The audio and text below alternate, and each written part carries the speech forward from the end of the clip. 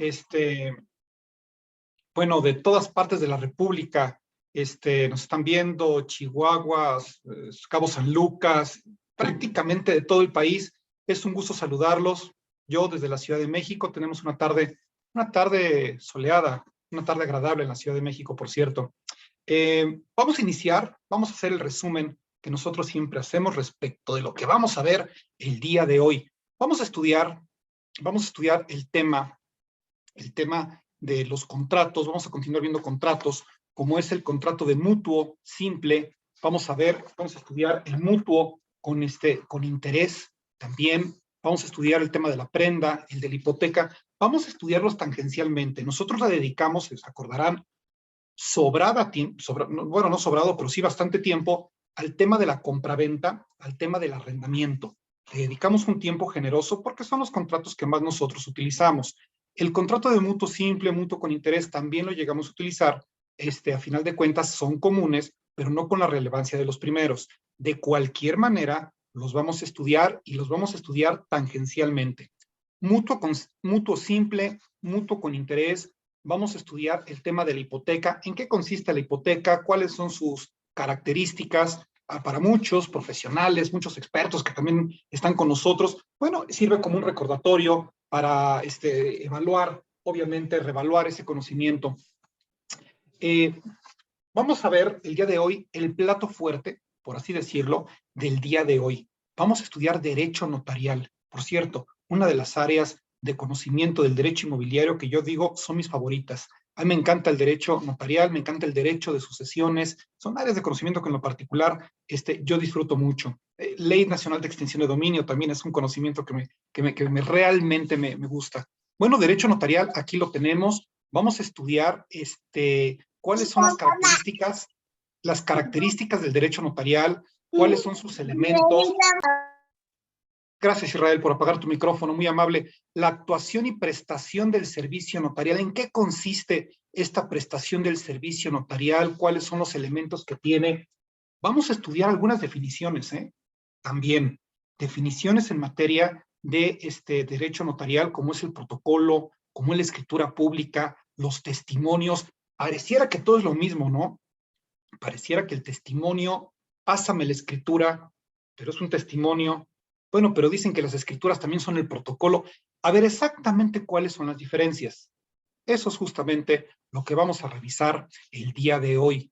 Vamos a estudiar las funciones del notario y los derechos que nosotros tenemos como prestatarios del servicio notarial y también las obligaciones y responsabilidades que también tiene, por supuesto, el notario. Veremos el contexto legal de la materia y vamos a estudiar derechos y obligaciones que tenemos todos frente al servicio notarial. ¿Cuál es su funcionalidad? ¿Cuál es su practicidad? Pasaremos a estudiar cuál es la recepción de documentos ante la notaría pública. Muchos ya lo sabemos, vamos a recordar ese conocimiento y para los que no, bueno, este es un conocimiento muy importante. Sabemos que tenemos que entregar el título de propiedad, pero ¿cómo lo revisamos de manera eficiente? ¿Cómo lo revisamos con técnica? Le podemos dar una checada, pero ¿cómo lo revisamos con técnica, con puntualidad, siendo minuciosos?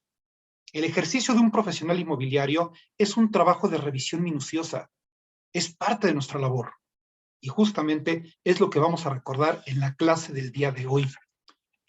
Todos los documentos, toda la documentación de apoyo, que así se le llama a la notaría, bueno, pues es justamente lo que vamos a revisarlo.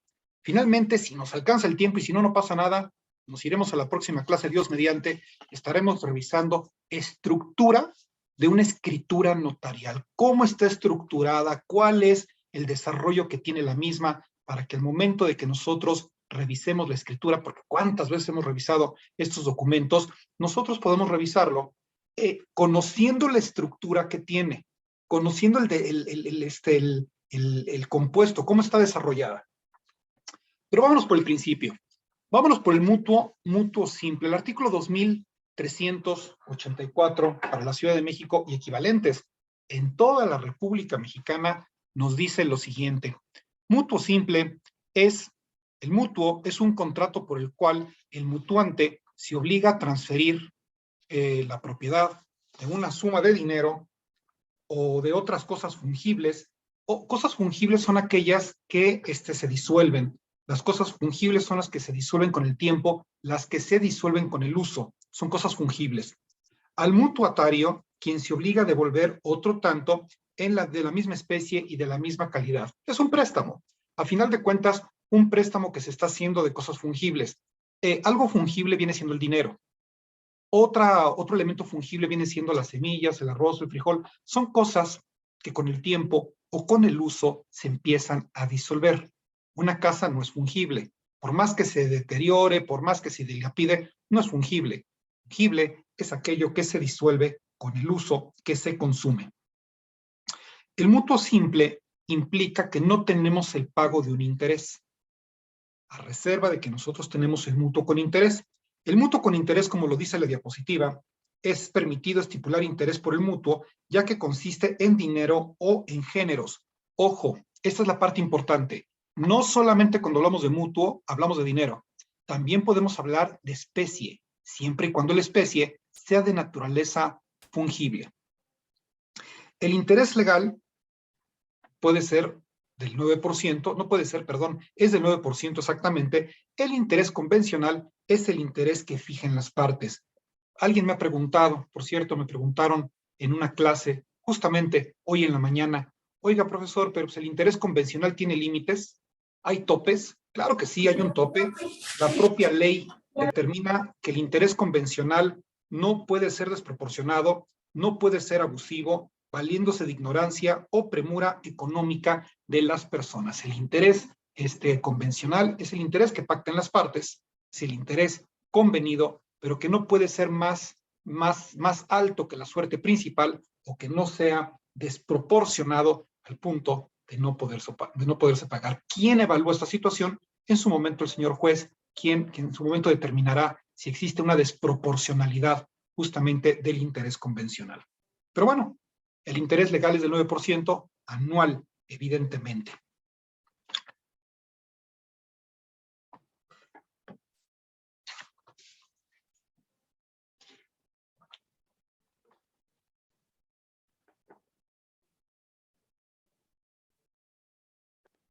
Con el tema de la prenda, que es otro contrato, el artículo 2856 y equivalentes en toda la República nos dice lo siguiente.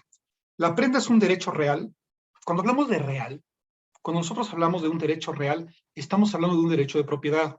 Todo lo que es real en términos jurídicos significa propiedad, significa cosa, objeto. Cuando hablamos en temas de derecho registral, que por cierto, ya veremos derecho registral, Dios mediante, la próxima semana, hablamos de folio real, es porque nos referimos a la propiedad. Todo lo que diga real significa propiedad.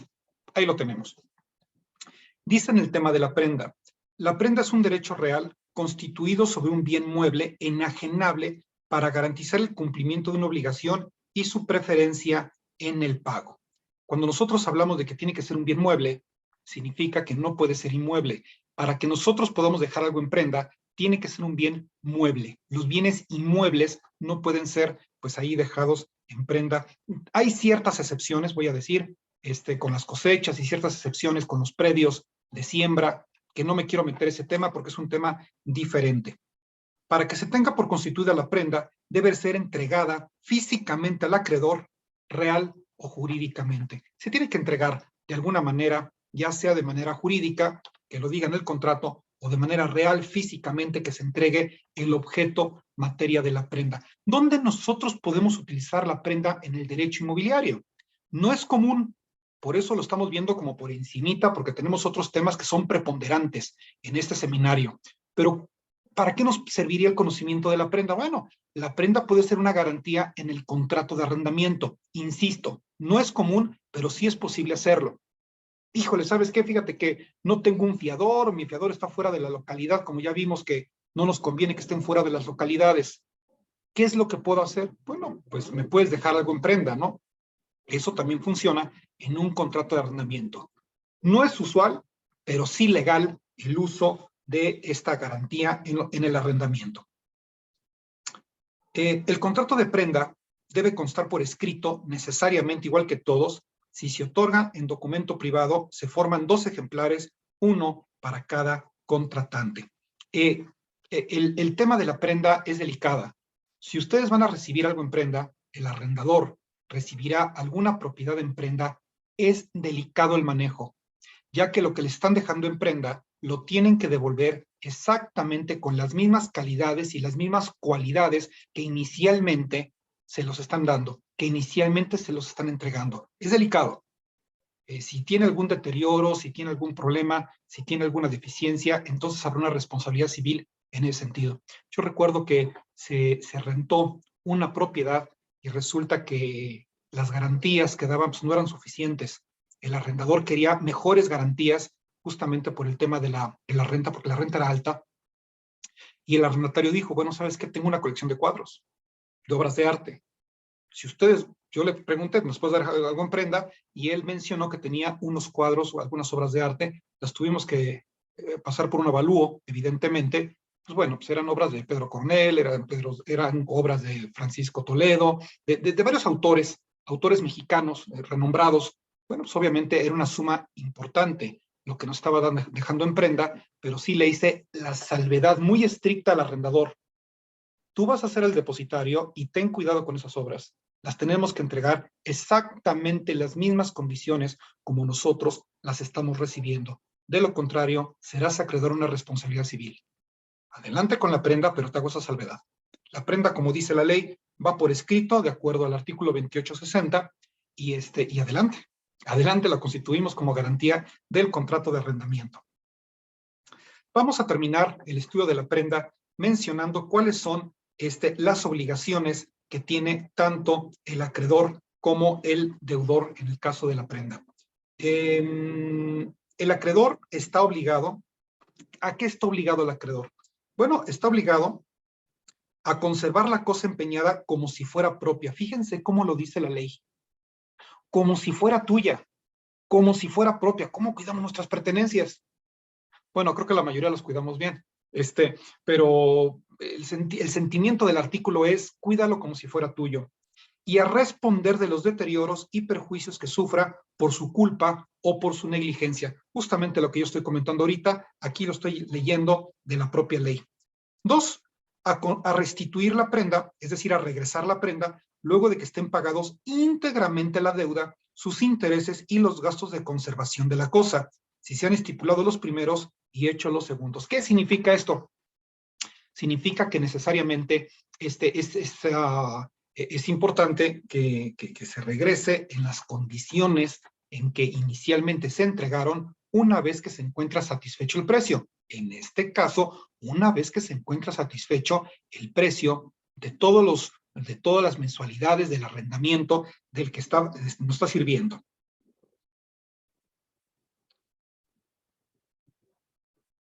Si el deudor no paga la prenda en el plazo estipulado y no habiéndolo, cuando tengo obligación de hacerlo conforme al artículo 2080, el acreedor podrá pedir y el juez decretará la venta en pública al moneda. ¿Qué pasa si no te pagan y a ti te dejaron algo en prenda? Pues como no me pagaste y ya pasaron como 6, 7, 8 meses, ¿qué se me hace que ahora sí ya mejor la voy a vender o la voy a utilizar para mí? Total, hasta el arrendatario ya se fue. No podemos hacer eso. Las prendas, cuando nos dejan algo, no podemos disponer de ello, pues no es de nosotros. Lo que tenemos que hacer en todo caso es ir con su señoría el juez, meter un procedimiento judicial, ingresar propiamente un procedimiento judicial a manera de que en pública al moneda se puedan rematar, se puedan vender o bien adjudicarnos nosotros esos bienes dados en prenda. Por cierto, con el tema de los cuadros, terminó el contrato de arrendamiento, era por 3 años y se le devolvió de manera íntegra las obras de arte a su propietario, al deudor, en el tema de la prenda.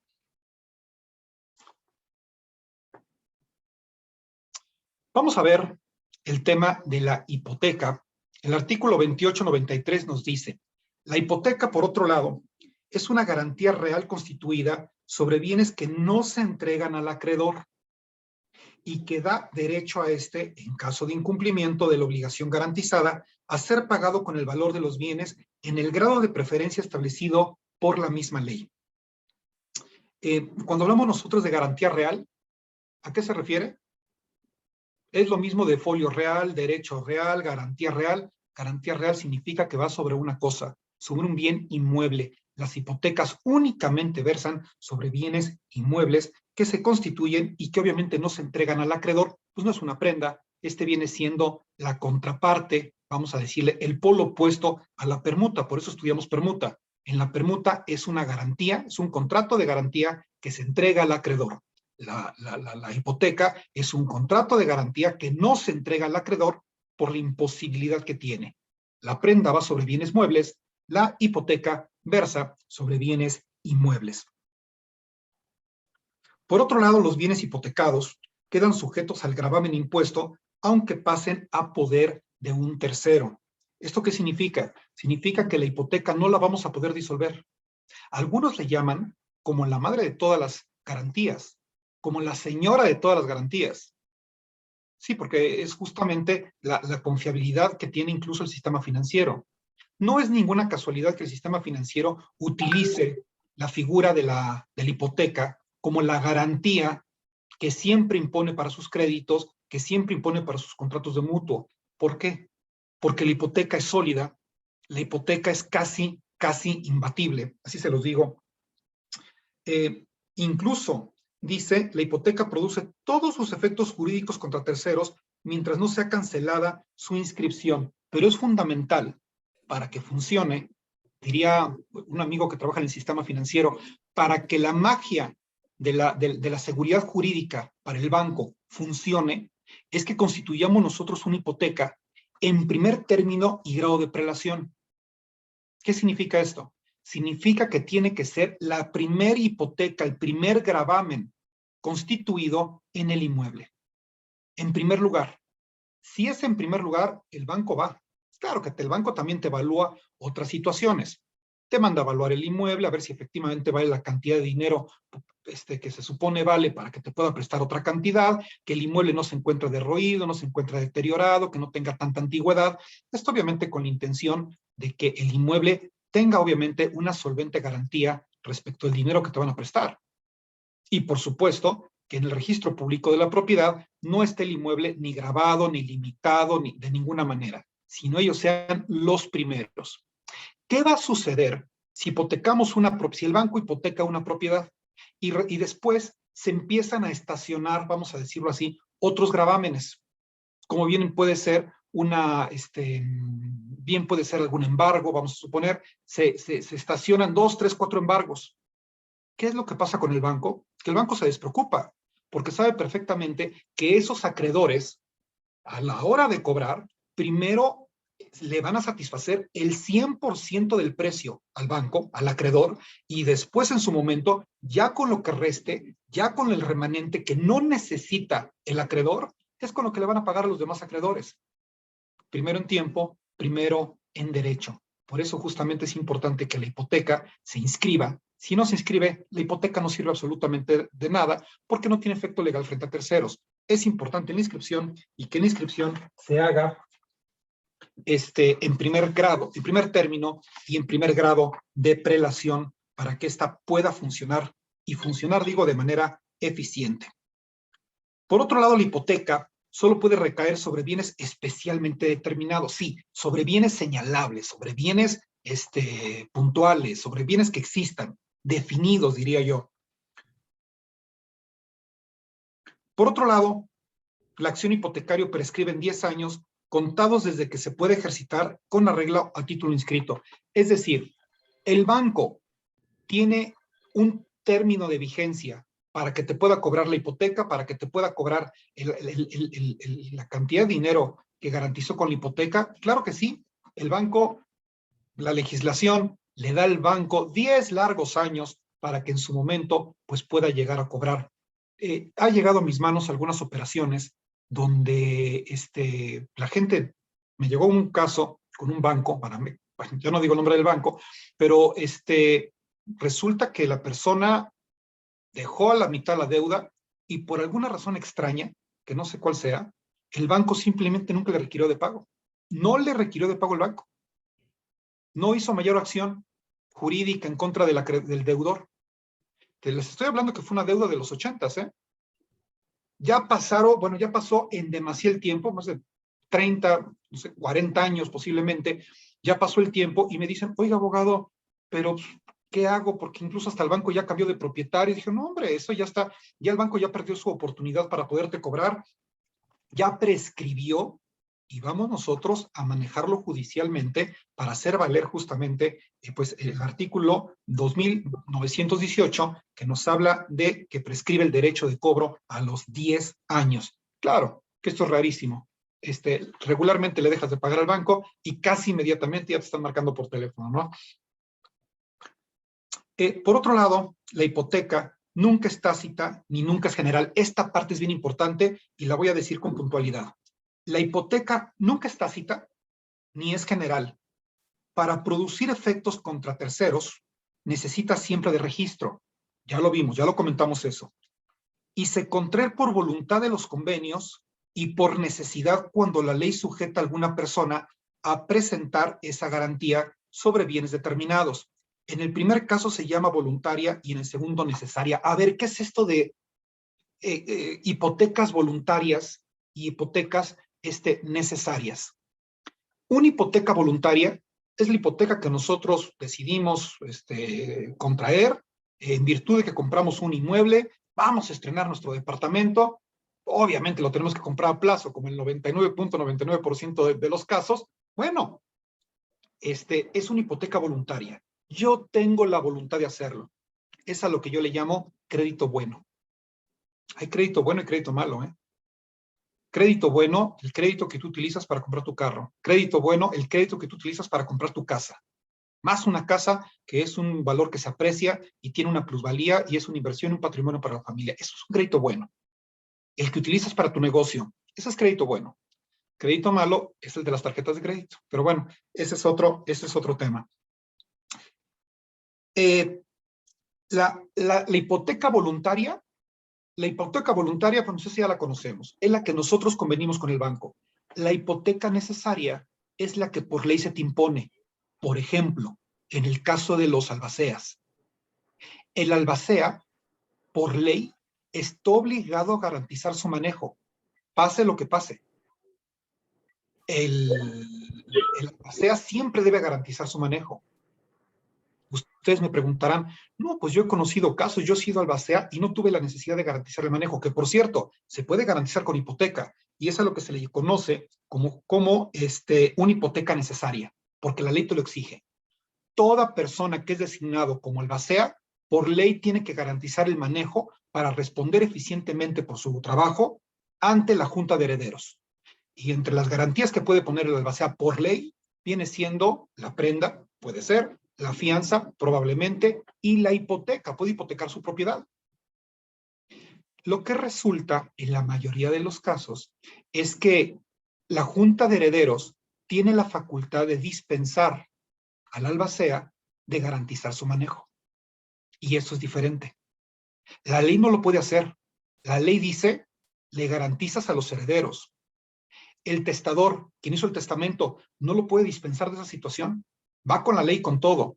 Pero en cambio, los herederos sí pueden dispensarlo. ¿Sabes qué? No te preocupes. Imagínate. Es mi hermano, pues ni modo que mi hermano yo le pido hipoteca a la casa de mis sobrinos, ¿no? Yo te dispenso de esa obligación y adelante sin ningún problema puedes fungir tú como albacea. Pero ese es un ejemplo de albacea necesaria. Recuerden, albacea voluntaria y albacea necesaria, el ejemplo que nosotros tenemos de los albaceas. Por último, para cerrar, la hipoteca se puede extender a las accesiones naturales del bien hipotecado, a las mejoras hechas por el dueño, a los bienes muebles. Cuando hipotecas una propiedad, pues se extiende prácticamente a los bienes muebles incorporados, a los nuevos edificios o construcciones hechas. Tú hipotecas una propiedad y prácticamente amarra, entre comillas, todo lo que circunda la propiedad. Recuerden el principio de ley, lo accesorio corre con la suerte de lo principal. Cuando hablamos de lo empotrado, ya sabemos obviamente a qué nos referimos.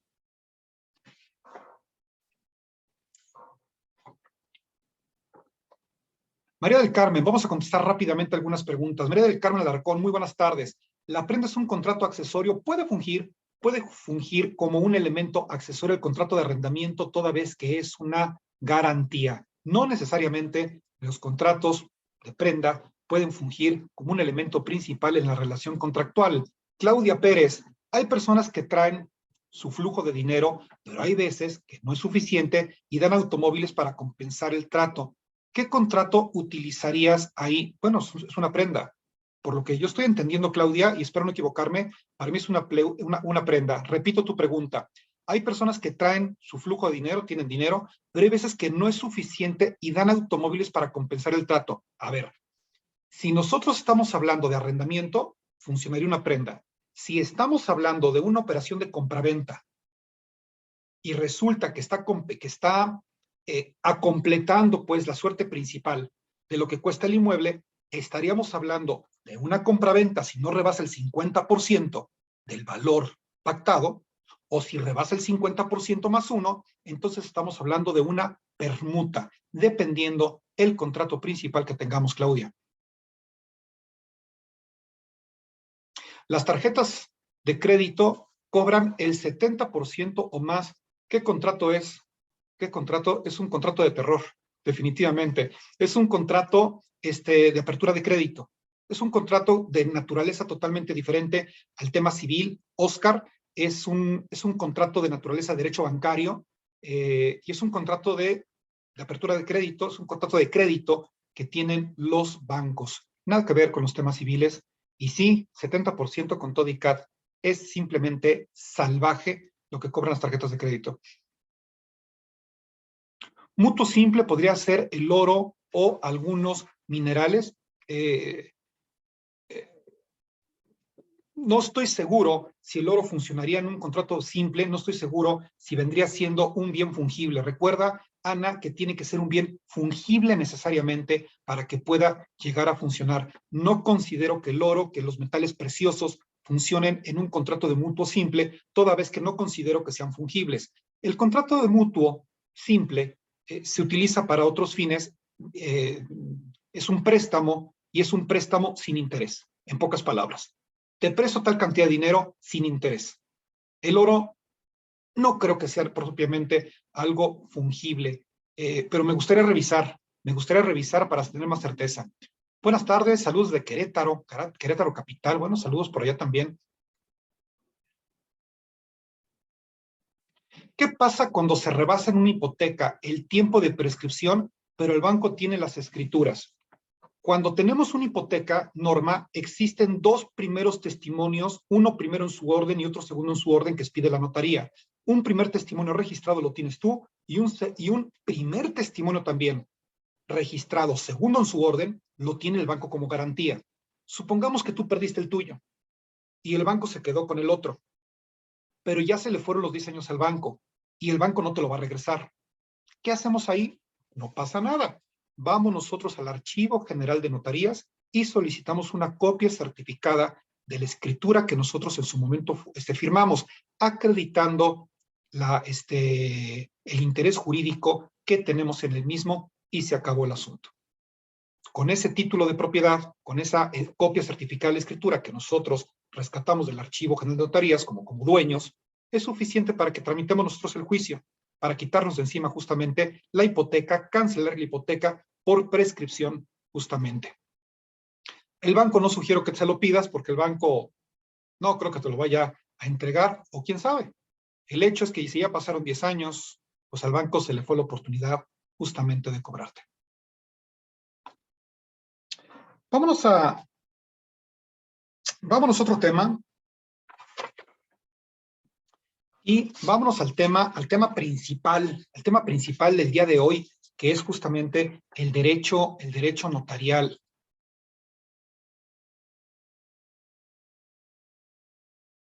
Felipe Antonio me comenta, se escucha entrecortado muy mal. Mónica Herrera, ¿yo se escucho bien? Con que me diga 2, 3 personas más. ¿Escuchan bien? ¿Tenemos buen audio? Se escuchamos bien, gracias, muy amable.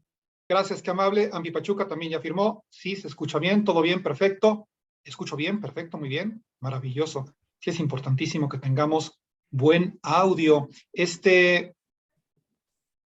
Felipe, ahí chécate la computadora, chécate ahí la conexión para que puedas tener buen audio en la clase. Bueno, también Mafer, sí se escucha bien. Bueno, les agradezco mucho, mucho el apoyo de todos ustedes y confirmar que se escucha bien. Vámonos sin escalas al tema de hoy, derecho notarial. En cuanto al tema del derecho notarial, esta clase yo la preparé encaminada a que sí, vamos a hablar de derecho notarial y el derecho notarial es muy amplio y da para dar 3 o 4 clases. Tuve que compactar la información para empezar. Tuve que reducir, compactar la información con lo más importante que yo considero nosotros tenemos que aprender. Pero tenía que darle yo una orientación a la clase. Y la orientación fue justamente a conocer los derechos de los usuarios, a conocer la practicidad del servicio, a diagnosticar una escritura y a conocer las definiciones jurídicas del tema notarial. Ese es el enfoque. Las definiciones, diagnóstico de escrituras, practicidad de servicio y orientado a conocer nuestros derechos. Me parece que esa información es muy rica. Es una información importante. Bueno, vamos primero con algo un poquito teórico. Vámonos con el artículo 3. ¿3 de qué ley? Ley del notariado para la Ciudad de México, y este artículo tiene equivalentes en toda la República Mexicana. Acuérdense que nosotros hicimos un examen legislativo, comparativo legislativo, para que todo lo que aquí nosotros estamos exponiendo nos sirva en todos lados. En la Ciudad de México corresponde, dice el artículo 3, en la Ciudad de México corresponde al notariado el ejercicio de la función notarial, de conformidad con el artículo 122 de la Constitución, el artículo 6 de la Constitución de la Ciudad, a través de la reserva y determinación de las facultades del Congreso, y es tarea de este regularla y efectuar sobre ella una supervisión legislativa por medio de su comisión registral y notarial. ¿Qué estoy explicando con esto? Que el notario, la función notarial, se encuentra instituida en las legislaciones constitucionales de cada uno de los estados de la República e incluso en la Constitución Federal. La figura del notario público tiene raíces constituidas en la misma Constitución de cada estado de la República, y de ahí su importancia. El notariado, como garantía institucional, consiste en un tipo de ejercicio profesional del derecho y establece las condiciones necesarias para su correcto ejercicio, que debe ser imparcial, que debe ser calificado, que debe ser colegiado y libre, por supuesto. Su imparcialidad y probidad debe extenderse a todos los actos en los que intervenga de acuerdo con esta y otras leyes. Cuando hablamos de imparcialidad y cuando hablamos de probidad, hablamos de seguridad jurídica.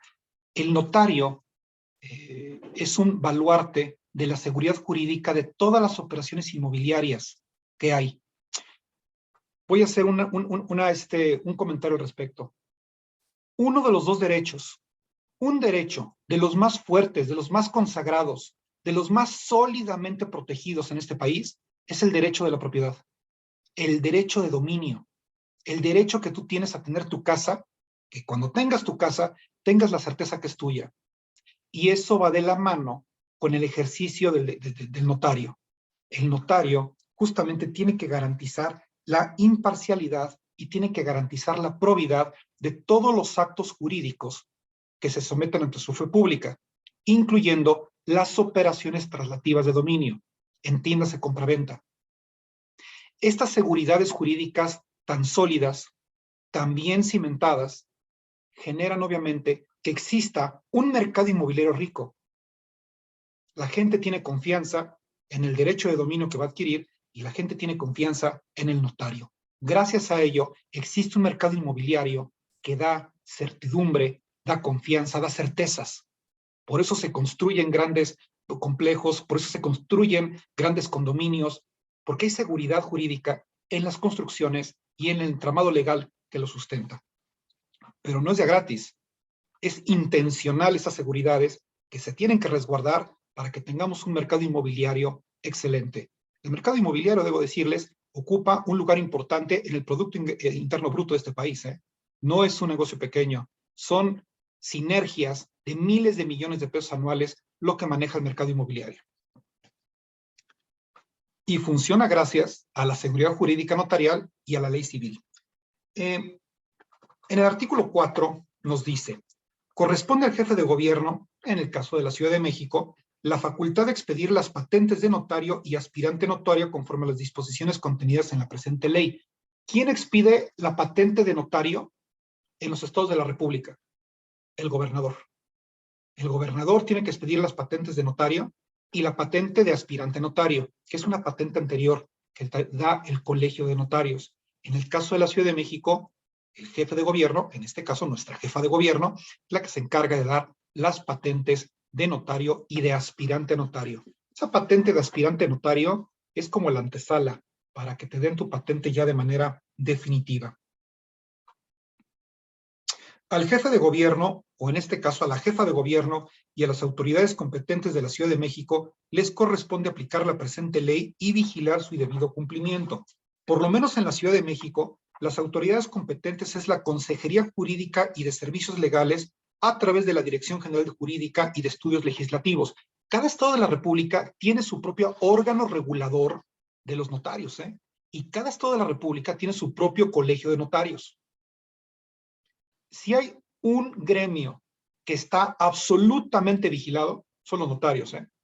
Los vigila la autoridad pública de cerca, a través de las dependencias públicas que yo acabo de comentar, a través de la Consejería Jurídica y de Servicios Legales, y por otro lado, tiene una vigilancia a través del Colegio de Notarios, que es una asociación civil que aglutina el gremio dentro de cada entidad federativa. Esto suma a la confianza y a la certeza jurídica que debemos de tener.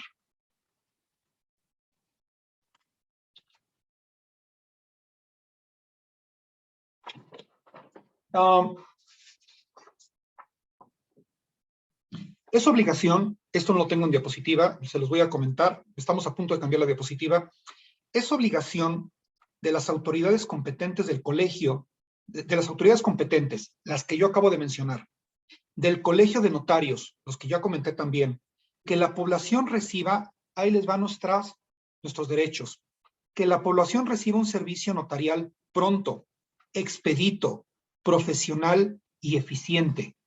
No es la expectativa que yo quisiera que tuviéramos nosotros frente al servicio notarial, es la obligación que de acuerdo a la ley, que de acuerdo al artículo 8 de la ley de notariado, exige la ley para los notarios y equivalentes para toda la República Mexicana. Artículo 8 de la Ciudad de México, para la Ciudad de México y equivalentes en todo el país. Un servicio pronto, un servicio expedito, profesional, eficiente. Los notarios son profesionales del derecho de alto nivel, con una alta capacidad y con un alto conocimiento de lo que están tratando. También lo deben ser, no solamente el notario, también lo deben ser los abogados de notaría. El abogado de notaría, que es con el que nosotros nos relacionamos regularmente, son abogados que vienen siendo los ojos, los oídos del notario. Por consecuencia, deben también tener alta capacidad, alto conocimiento en la materia que están tratando. Si las autoridades competentes llegaran a observar deficiencias, lo comunicarán al colegio para que éste instrumente lo necesario para la expedita solución de las mismas y el eficaz cumplimiento de esta obligación. En otras palabras, la autoridad es reguladora y vigila la función notarial. En caso de quejas, porque también se pueden llegar a dar, que no son comunes, yo trabajé durante varios años en notaría pública y las quejas la verdad es que son raras, puedo yo decir, pero sí se pueden llegar a dar. En caso de quejas y denuncias, las autoridades competentes solicitarán que sean atendidas con atingencia por el colegio y se practiquen las medidas preventivas, lo anterior sin demérito de los procedimientos establecidos y previstos por otras leyes y reglamentos. Para ello, y para programas especiales, el colegio podrá celebrar convenios. En otras palabras, todos nosotros como usuarios tenemos derecho a quejarnos y a ser atendidos de manera responsable. Insisto, a veces la notaría está, se los digo por experiencia, saturada de trabajo, a más no poder. A veces algunos asuntos se pueden llegar a retrasar. Las personas, ¿qué deben hacer? Pues exigir, exponer la situación y llegarlo a exigir con el abogado de notaría, ¿no? Si el abogado de notaría no te da una solución pronta, expedita, profesional, después de 1, 2, 3 intentos, bueno, se vale hablar con el notario, se vale hablar con el titular. Pero si, bueno, el titular de la notaría también hace caso omiso a tus necesidades y a tus derechos, entonces puedes ir al colegio de notarios y levantar una queja. Bueno, ya esta situación ya es muy extrema, ¿no? Pero el punto que quiero señalar es que también tienes derecho, en todo caso, a esta situación. Regularmente, con 1, 2, 3 llamadas al abogado de notaría, bueno, ya las cosas empiezan a mejorar. Felipe Antonio, a tus órdenes. Buenas tardes.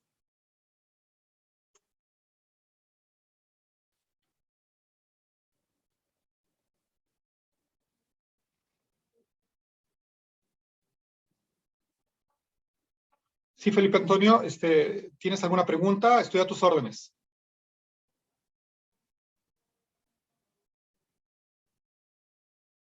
Bueno, creo que ahí se frició un poquito.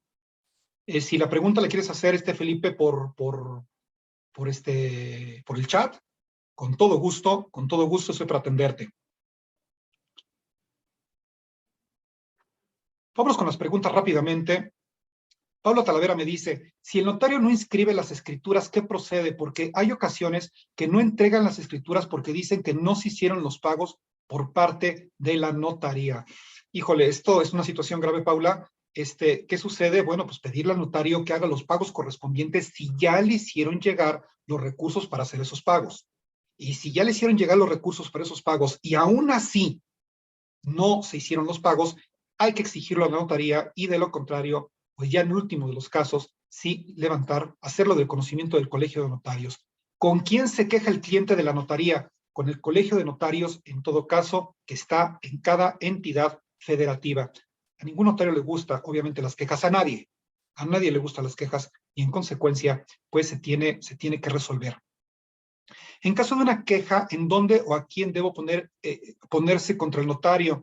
Me es una fe de hechos que está mal hecha, poniendo en duda que mi cliente tenga la posesión de la propiedad. Bueno, en esta instancia ya respondí mi pregunta. Perfecto. Yo voy a hacer una sugerencia desde mi punto de vista.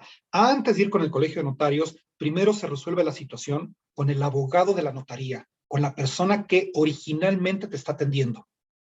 Si no tenemos una respuesta y una respuesta favorable, una respuesta satisfactoria, podemos ir con el titular de la notaría.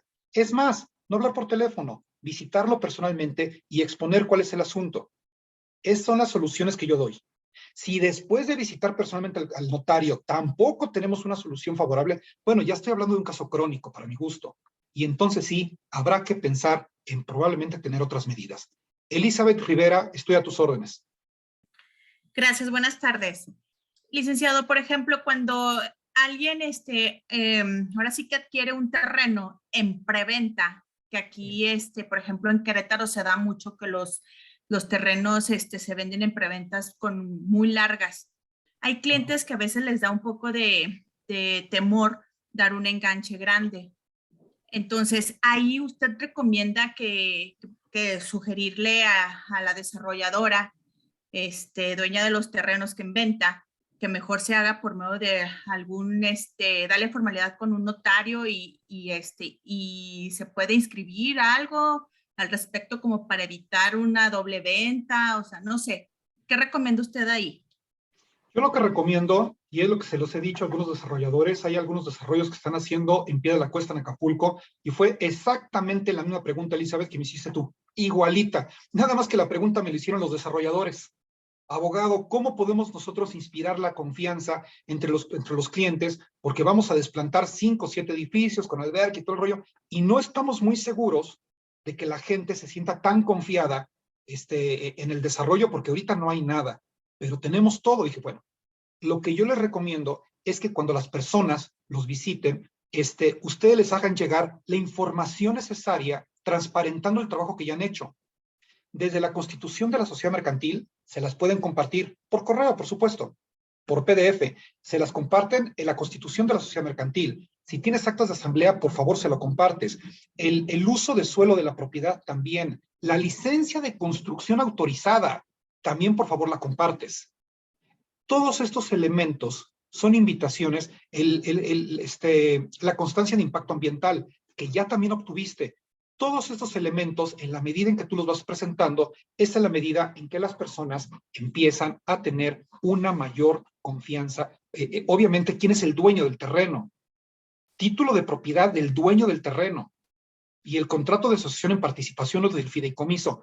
Toda esta información, las personas se la hacen llegar a sus abogados y eso inspira una enorme confianza. La cosa va en serio. Tenemos fideicomiso, tenemos licencias, tenemos constancias, tenemos permisos, tenemos todo.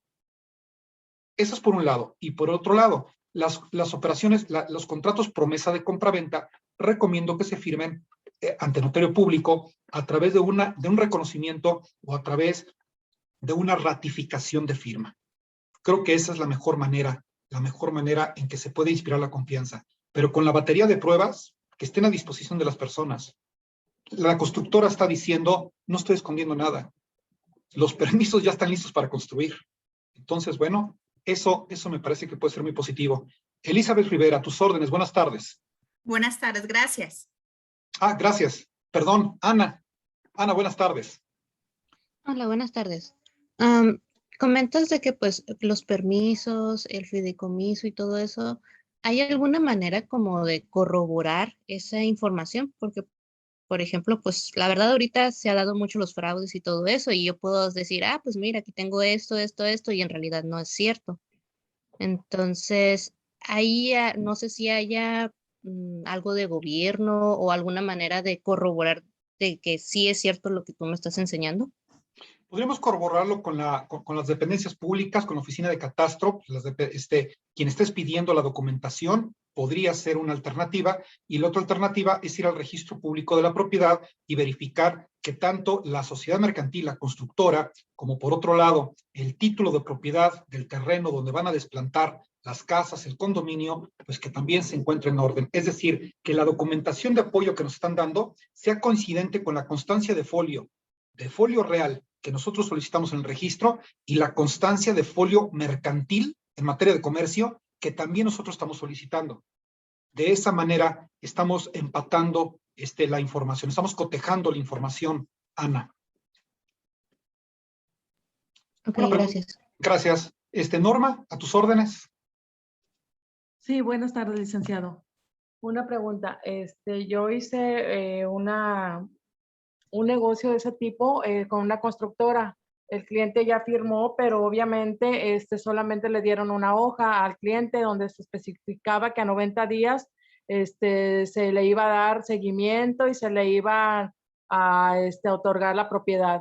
En este caso, el evaluador no ha podido ir porque no hay Comisión Federal. Ellos dicen que Comisión Federal no ha ido a desplantar las líneas y pues obviamente así no pueden hacer el avalúo. ¿Ahí qué se recomendaría una vez pasando los 90 días? No tengo certeza exactamente de qué. Habrá que ver cuál es el contrato que firmó tu cliente. Pues nada más decía ahí que dio 25,000 pesos, que 90 días se va a dar seguimiento. Y así nada más decía, o sea, no tiene nada, no tiene firma, los que firma del comprador y firma el representante de la constructora, nada más. Es un apartado, Alex, lo que firmó fue un apartado.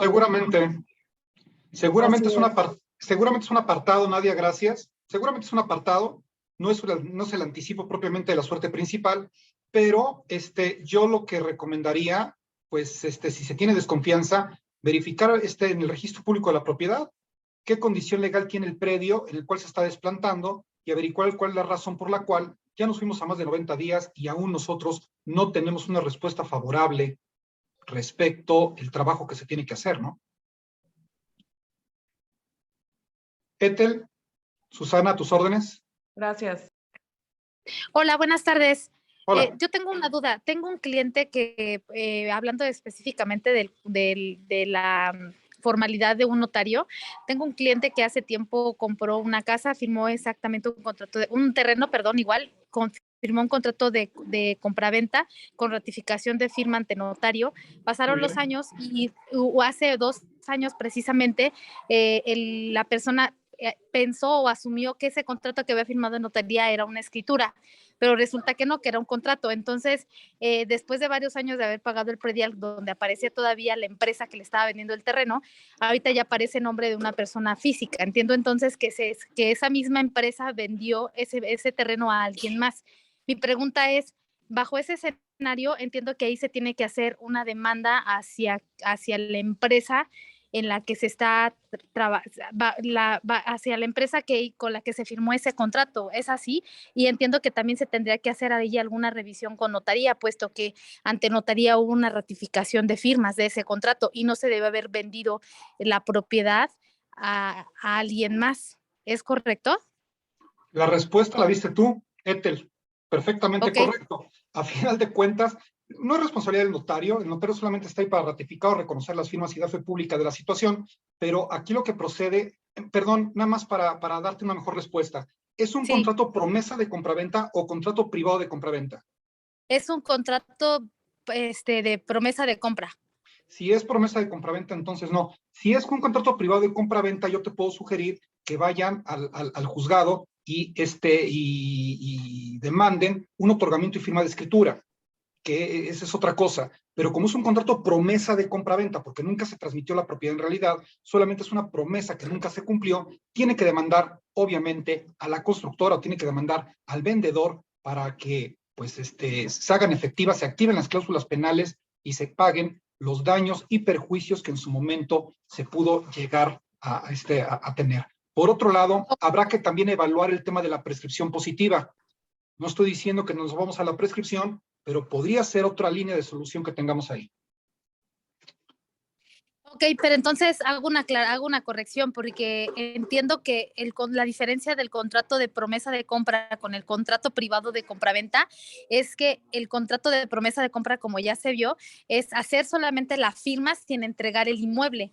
En este caso sí se hizo entrega del terreno, no se construyó ni demás, pero hasta hace un par de años, cuando se detectó que ya estaba a nombre de alguien más, fue cuando se acudió a ese terreno porque se dejó, o sea, no se construyó ni nada, y es cuando el cliente se percató de esto que sucedió. Entonces, en realidad sí fue un contrato privado de compraventa, ¿cierto?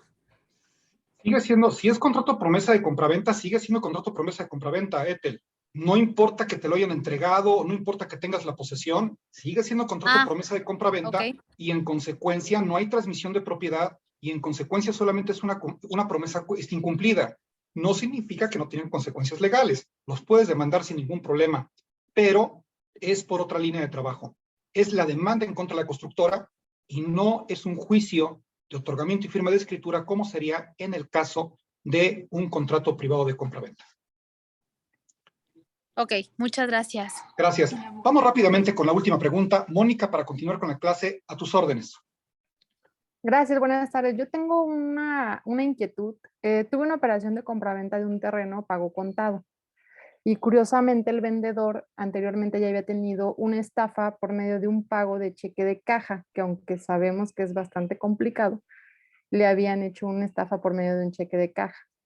Es de esos casos que no se ven. Bueno, entonces el comprador le quería pagar con un cheque de caja.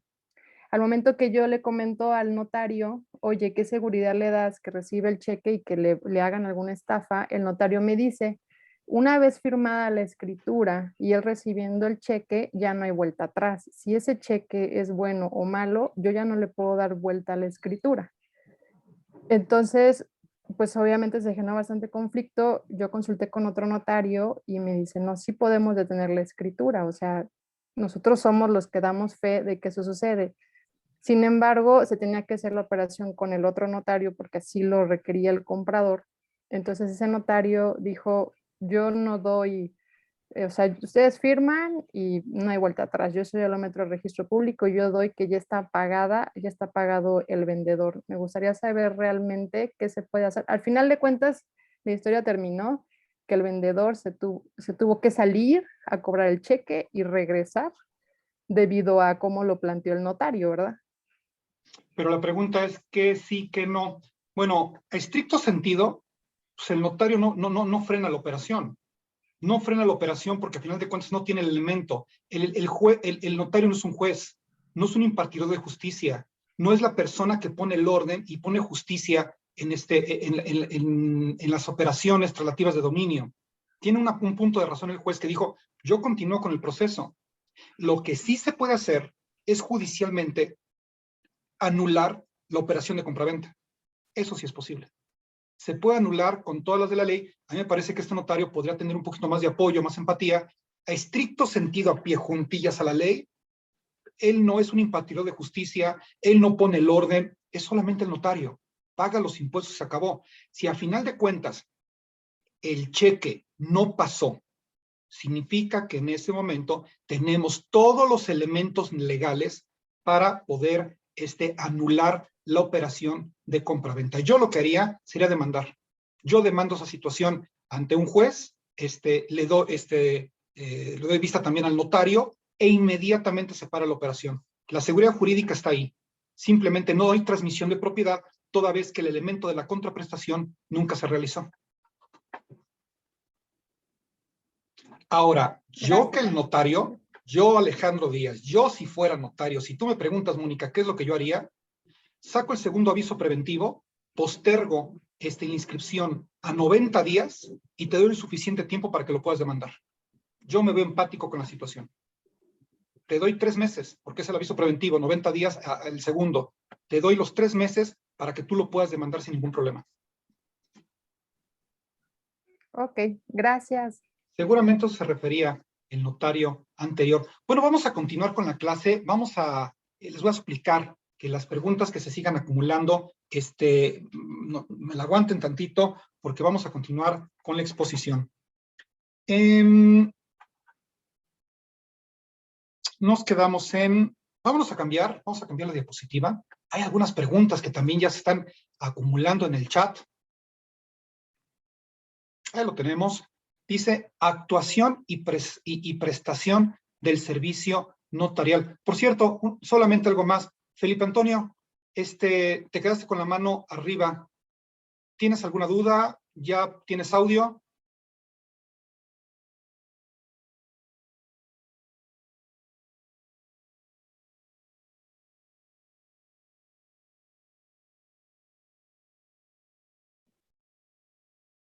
No. Bueno, si hay alguna pregunta, Felipe, con todo gusto estoy para atenderte. Artículo 12 nos dice, toda persona tiene derecho en términos de esta ley al servicio profesional del notario. El notario está obligado a prestar sus servicios profesionales cuando para ello fuera requerido por las autoridades competentes, por los particulares o en cumplimiento de resoluciones judiciales, siempre y cuando no existe impedimento legal para realizar el documento notarial solicitado, salvo las causas de excusa a que se refiere los artículos 45 y artículos 46 de esta misma ley. Los notarios no pueden excusarse de su actuación. No pueden decir, no te voy a atender, salvo lo estipulado en el artículo 45 y en el artículo 46. ¿Qué nos dice el artículo 45 y el artículo 46? Bueno, nos dice que el notario puede excusarse de actuar en días festivos o en horario que no sea de oficina, salvo que sea en caso de testamento urgente. Esto último será a juicio del propio notario. Yo me acuerdo que en algunas ocasiones teníamos que salir corriendo de la notaría porque teníamos algún testamento urgente y pues la persona estaba en el hospital y había que atenderlo de esa manera. También puede excusarse, puede decir el notario, no te voy a atender cuando los solicitantes no le aporten los elementos necesarios o no le anticipen los gastos y honorarios correspondientes. Si no me estás dando los gastos correspondientes, si no me estás haciendo llegar la documentación de apoyo, pues me estás amarrando de manos porque tampoco puedo atender. Por otro lado, el artículo 46 dice lo siguiente. También se puede excusar si circunstancialmente se encuentra atendiendo a otro asunto, más si la persona decide esperarlo. Pues obviamente los notarios van por orden, a veces la sala de espera pues se llena de personas y obviamente a veces las personas tienen mucha prisa porque se les atienda, bueno, pero va por orden, obviamente como la gente va llegando.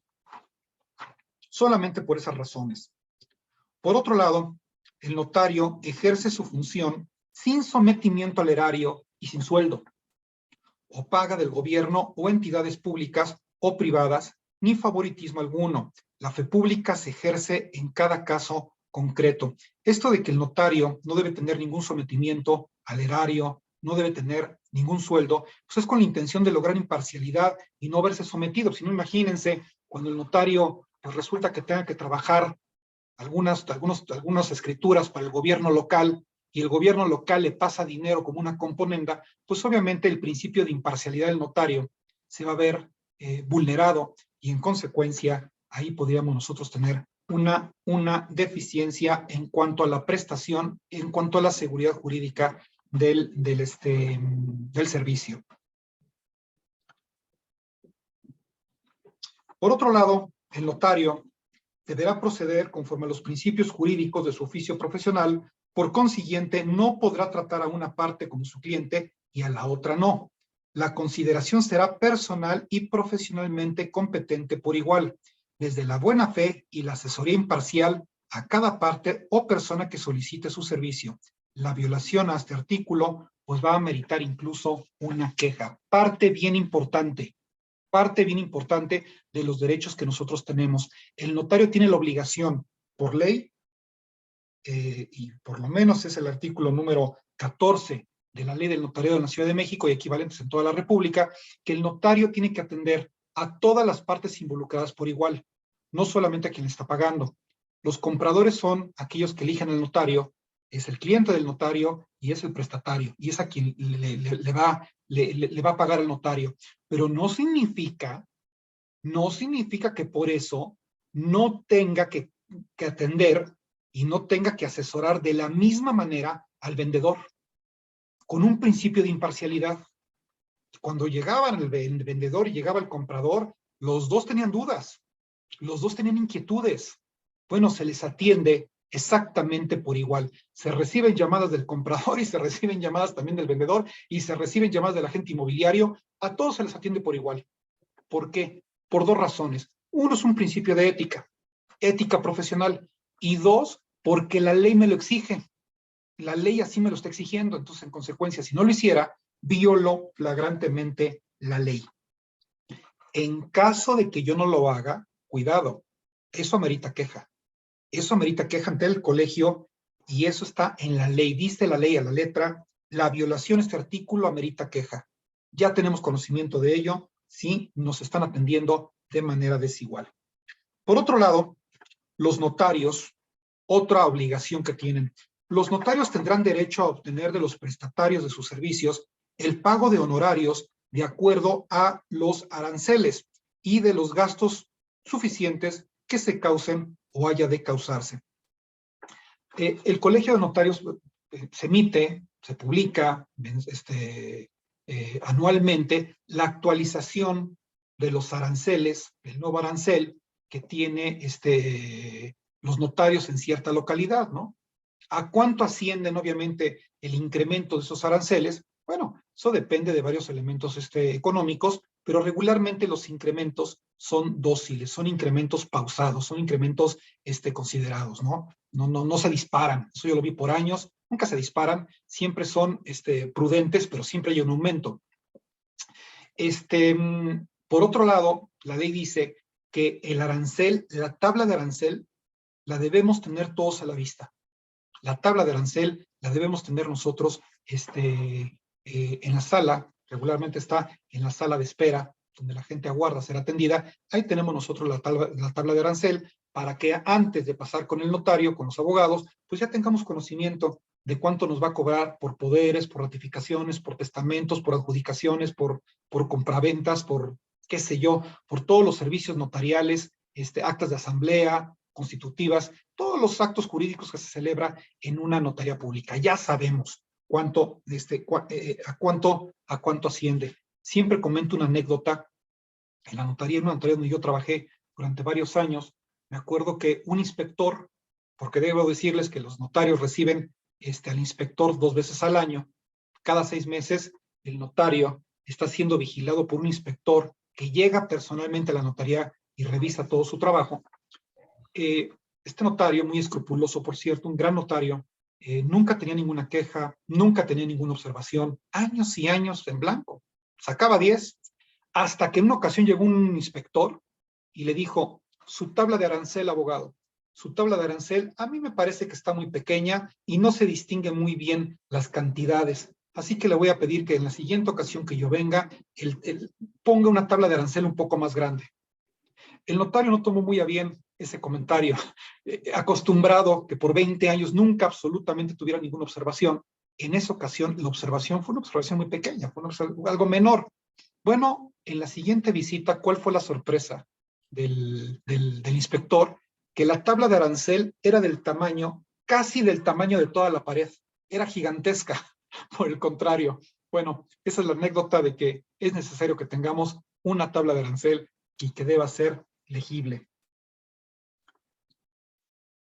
Por último, y para pasar a otro segmento de la clase, el artículo 16 dice lo siguiente. ¿Tenemos diapositiva para el 16?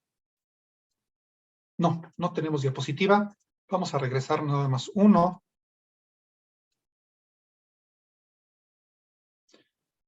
Con todo gusto lo comento con puntualidad. Los derechos de los prestatarios frente a los notarios serán los siguientes. Este es un resumen de los derechos que tenemos nosotros. Ser atendidos personalmente y con profesionalismo. Esto de ser atendidos por el notario, la verdad es que casi nunca sucede, ¿eh? Siempre son atendidos por el personal de la notaría. No culpen al notario, lo digo en serio. Es tantas cosas y centralizada la firma en una sola persona que créanme, verdaderamente es muy difícil atender persona por persona, caso por caso, pero para eso están los abogados de notaría, también conocidos como amanuenses, también es el nombre que reciben.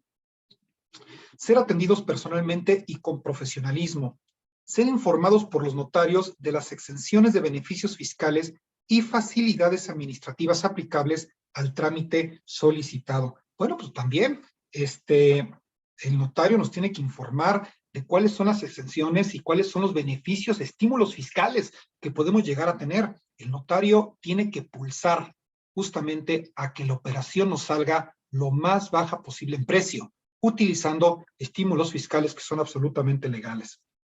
3. Obtener información por parte del notario en cualquier etapa del procedimiento que se realice este. Cuando dice en cualquier etapa del procedimiento es desde el ingreso de la documentación hasta que el documento está en el registro público de la propiedad y no sale del registro. En cualquier parte, en cualquier etapa, pues obviamente la persona tiene derecho a solicitar informes.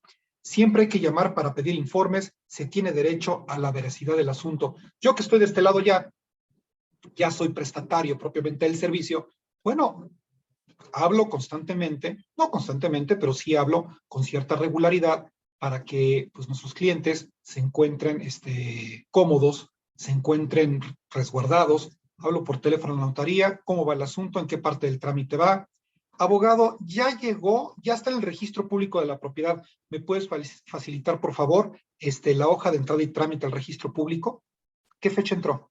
No, pues que entró hace 2 o 3 días. ¿Me la puedes facilitar? Porque ese documento yo lo escaneo y se lo envío por correo a mi cliente. Entonces ahí los clientes se van dando cuenta que tú como agente inmobiliario, pues estás muy al pendiente de la operación, continúas siendo vigilante.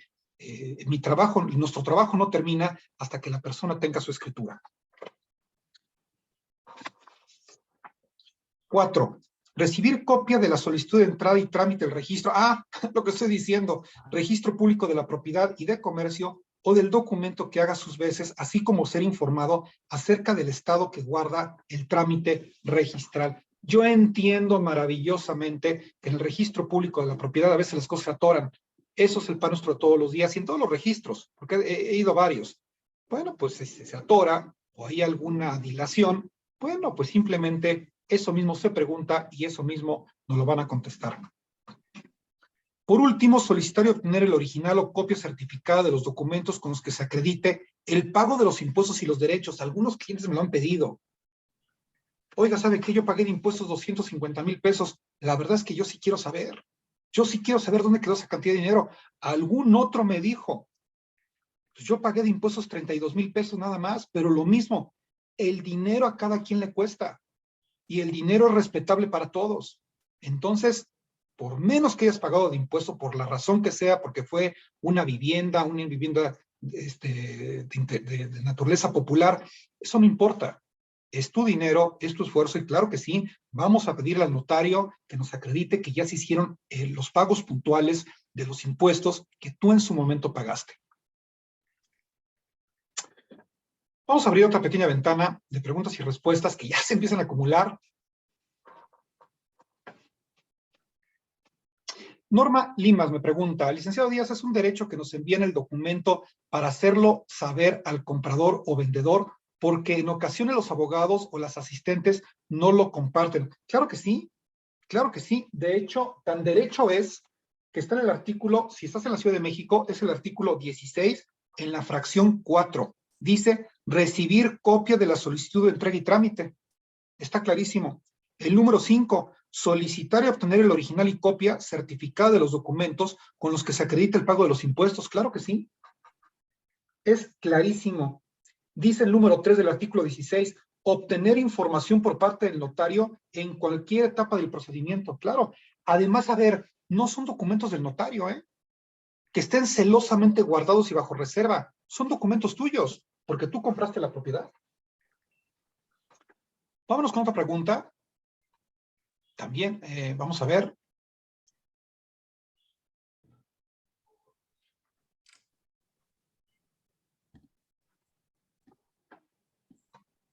Muchas gracias, estamos en el Estado de México, claro que sí, para atenderte. Cuando se exentan los impuestos, el notario debe proporcionar algún documento claro, la declaración se tiene que hacer. Mónica, si tú exentas los impuestos, no significa que no se haga declaración. Una cosa es pagar los impuestos, hacer la tributación fiscal, y otra cosa es que la declaración fiscal siempre se tiene que hacer. Se hacen ceros, pero de que se declara en todos los casos.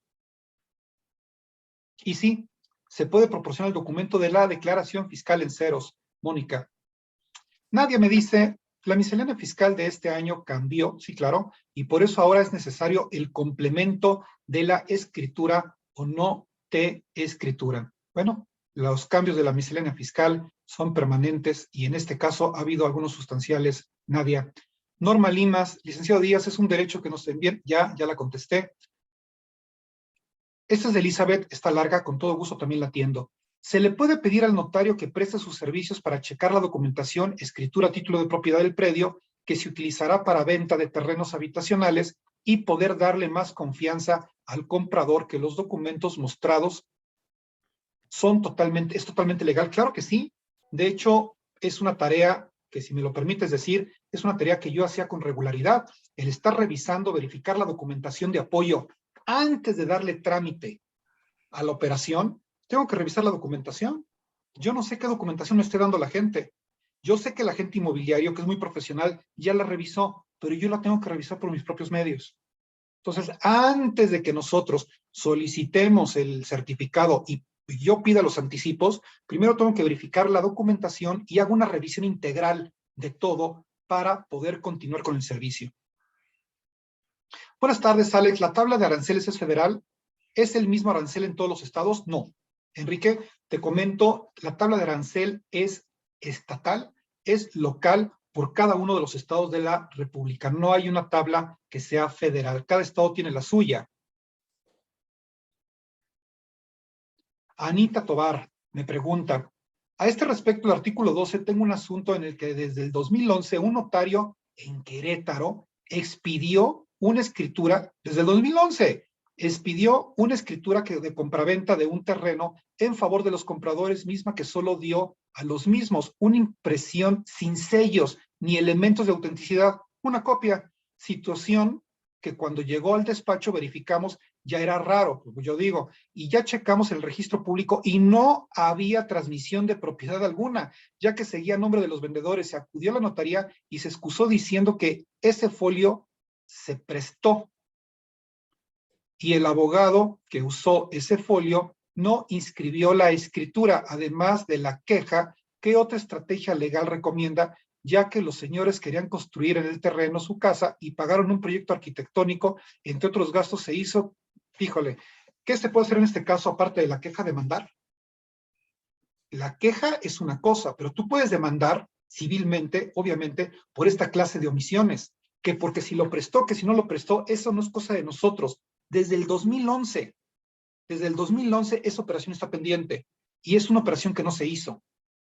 Te vas al colegio de notarios, puedes levantar una queja en la jurídica también y de estudios legislativos, dependiendo de la ciudad donde te encuentres, ahí es otra queja, e independientemente de las quejas que tú puedas levantar, por supuesto, puedes demandar directamente por esta omisión. Pero ya es un tema de tribunal. ¿En qué artículo viene que se deben publicar los aranceles? No lo sé de memoria, pero ahorita lo leo. Artículo 15. Artículo 15 para la Ciudad de México, y no es el artículo 15 en todos los estados de la República, pero existe un artículo equivalente, Oscar, pero en el caso de la Ciudad de México viene siendo el 15. Nadia Montoya, la escritura es un contrato de compraventa, pero elevado a registro público, por eso se llama escritura pública. ¿De acuerdo? Así es. Digamos que en la escritura pública se consigna una operación traslativa de dominio, que bien puede ser un contrato de compraventa. Mari Carmen, buenas tardes. ¿La escritura y el contrato de compraventa tiene los mismos derechos? El contrato privado de compraventa no, porque nada más tiene efecto legal entre las partes. El contrato definitivo de compraventa ante notario es lo mismo que escritura pública. Y por lo tanto, no es que tengan los mismos derechos, es lo mismo. Nadia, ¿puedes frenar la inscripción al registro inmediatamente? Claro, nada más que hay que demandar, ya sé a qué lleva el comentario de Nadia. Sí se puede, pero primero hay que demandar. Quien lo puede frenar no es uno en lo personal, ni siquiera el notario, ya que lo está haciendo. Una autoridad judicial puede hacer el freno. Acuérdense que las autoridades judiciales son las que tienen la potestad ahí de impartir justicia, no el notario, no nosotros. Rocío Durán me pregunta, muy buenas tardes. Nadia Montoya, ¿tienes una pregunta? Sí, es que quería aclarar porque como puse ahí, fue contestación a algo, es que alguien preguntó respecto de que si el contrato de compraventa y el contrato de compraventa con notario era lo mismo. Y luego la otra que dijiste, por eso yo puse el tema de que la escritura pública. Ya me acordé que iba a decir. Okay. Cuando ha pasado lo del cheque de caja, porque a mí me ha pasado eso también, que hay clientes que notarios le dicen, es que sí, te pueden cometer un fraude, y el mismo banco le dicen luego al comprador que aunque sea cheque de caja, que le pueden hacer un fraude, pero eso generalmente pasa cuando el comprador es la primera, el vendedor, perdón, es la única vez que vende en su vida. Entonces ahí lo que se le dice delante del notario, o sea, es que ¿sabe qué? Usted vaya y cobre el cheque, y cuando usted nos mande un correo de que el cheque está cobrado, el notario va a hacer el proceso ante catastro y registro público para inscribir la escritura, y eso al comprador, al vendedor, perdón, le da mucha tranquilidad. Entonces ya él va y cobra su cheque, que ya sabemos que eso no va a pasar nada, va y lo cobra, le manda un correo al notario, y el notario dice, ok, ahora sí ya hago mi proceso, porque no es de que firmando la escritura salga corriendo el notario a inscribirlo al registro. Es un proceso largo, o sea, donde pasa primero por obras públicas y todo eso, y ya después se inscribe en el registro público de la propiedad.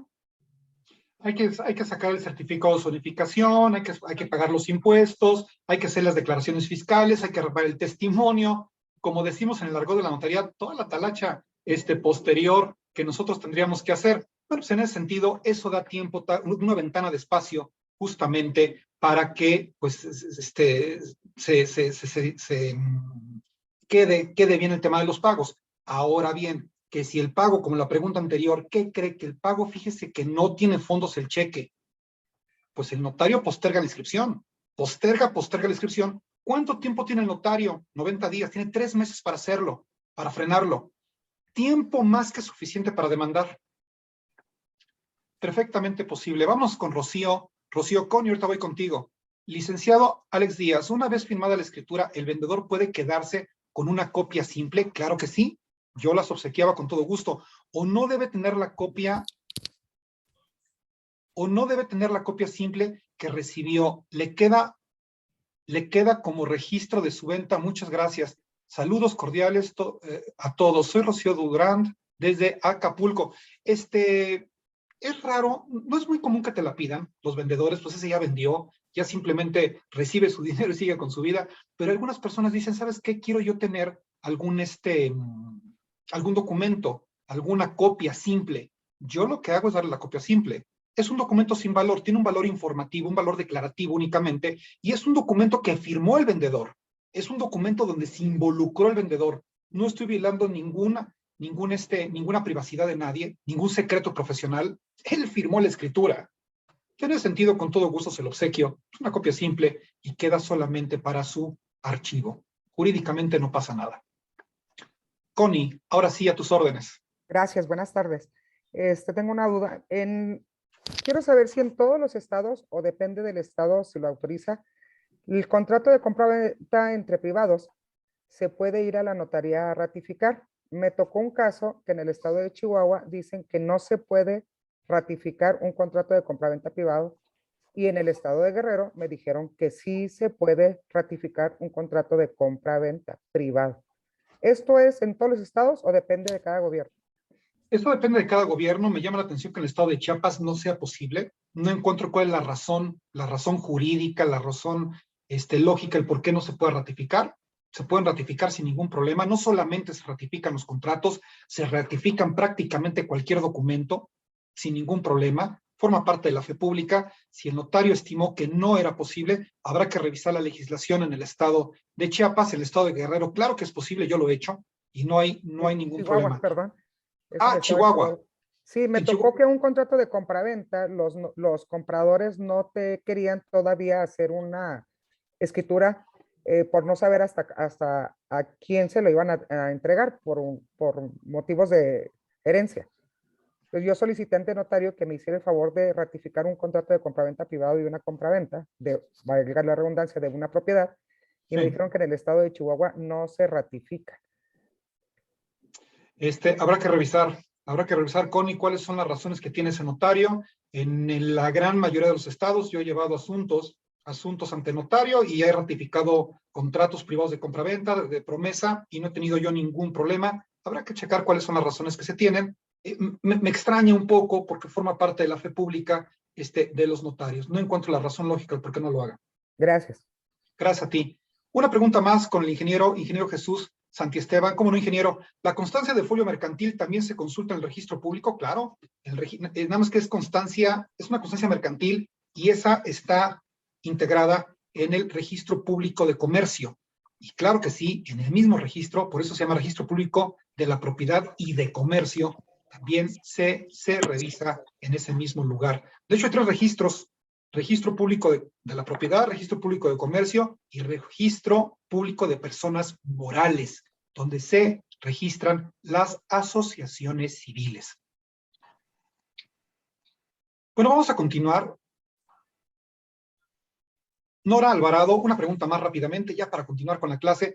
Dice, ¿podría recordarme en qué artículo indica que para una queja es en el Colegio de Notarios? Por favor, disculpe, no los tengo exactamente de memoria, pero si es en la Ciudad de México, perdón, Nora. No, es en Cabo San Lucas, pero ayudará de todos modos a hacer referencia. Claro que sí, con gusto.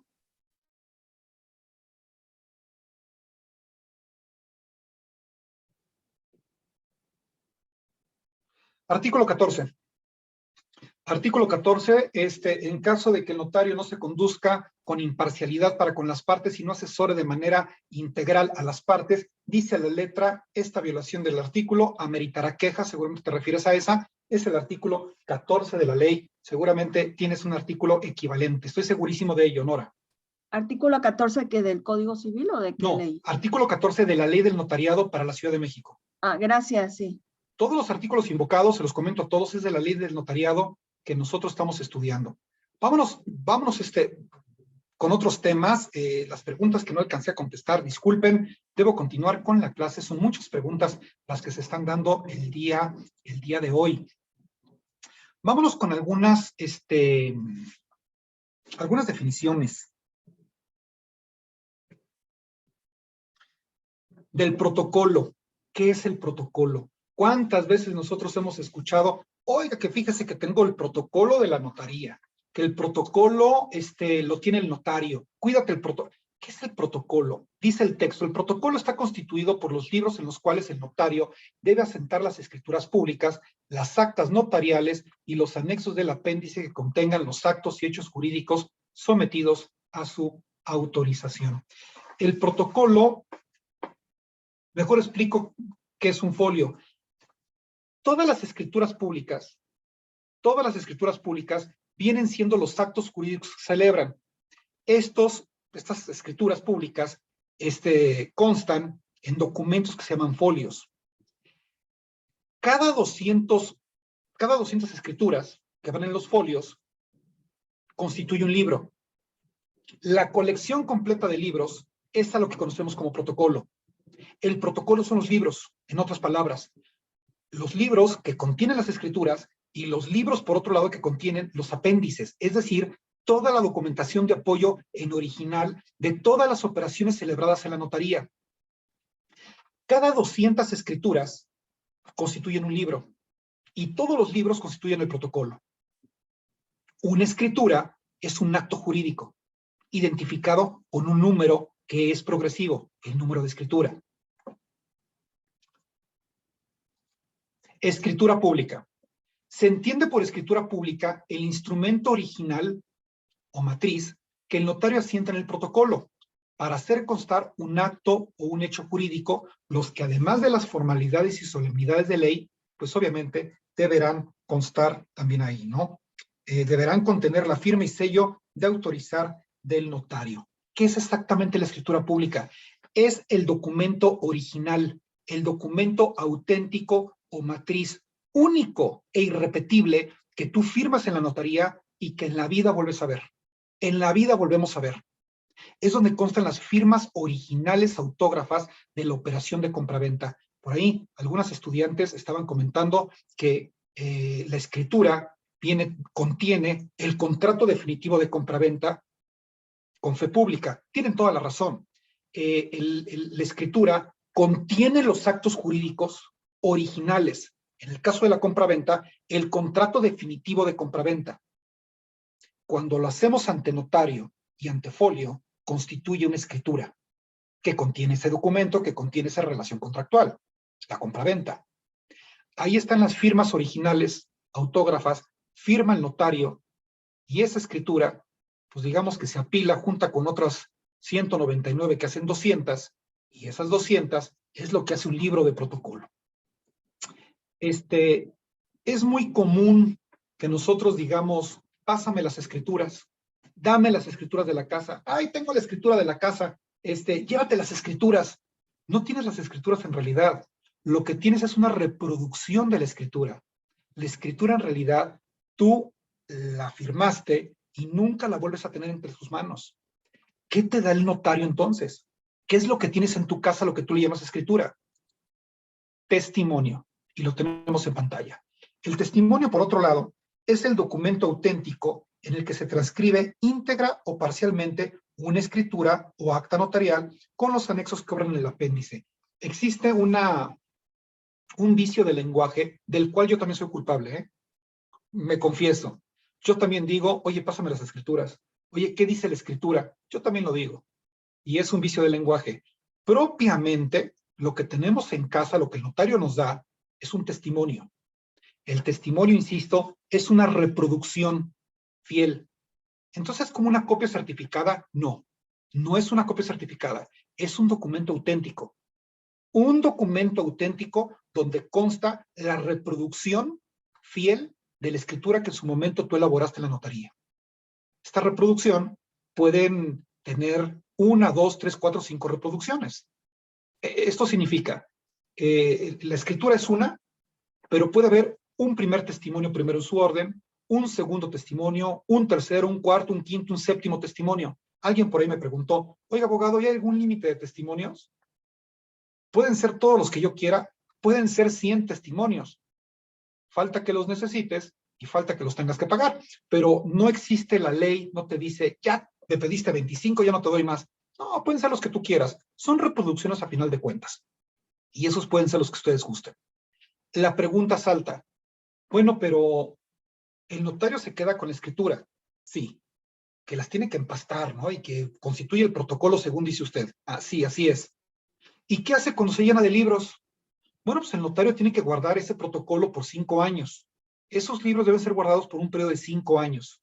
Y después de 5 años, el notario tiene que remitirlos al Archivo General de Notarías para su guarda y custodia de manera definitiva. Están a perpetuidad.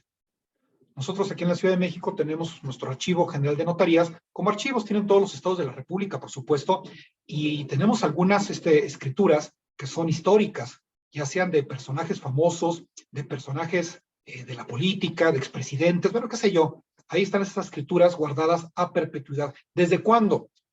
Pues que yo tengo memoria, un poquito de historia, pues desde principios del siglo XX, no tengo mucha certeza al año, pero creo que es la segunda década, a partir de los 20, que es cuando ya se constituye propiamente de manera formal el Archivo General de Notarías, y ya se encuentran pues ahí agregados todas las propiedades que se llegan a, todas las escrituras que en su momento se llegan a elaborar. En cuanto a los testimonios nota, al final de cada testimonio se hará constar si es primero, segundo o ulterior número ordinal, el nombre del interesado a quien se expide, el número de hojas del testimonio y la fecha de la expedición. Se salvarán las testaduras y lo escrito entre líneas de la manera prescrita para las escrituras. La pregunta es, ¿una escritura la puedes cambiar una vez firmada? No. Es imposible cambiarla. Y si cometiste el error, válgame la expresión, metiste la pata y resulta que no quedó exactamente bien, bueno, primero el notario se va a enojar. Y la segunda, sí se puede cambiar. No es un problema insubsanable. No pasa nada. Simplemente se entrelínea la palabra que está mal, se pone arribita de la palabra que está bien, y se hace el razonamiento en la parte de abajo de esa escritura. Se llama testadura, propiamente en términos jurídicos. A través del proceso de testadura se pueden hacer algunos cambios, pero ya razonados y ya expuestos dentro de la escritura pública. Una escritura pública puedes modificarla, sí, pero a través de una testadura. No puedes simplemente borrarla y poner otra cosa, es imposible.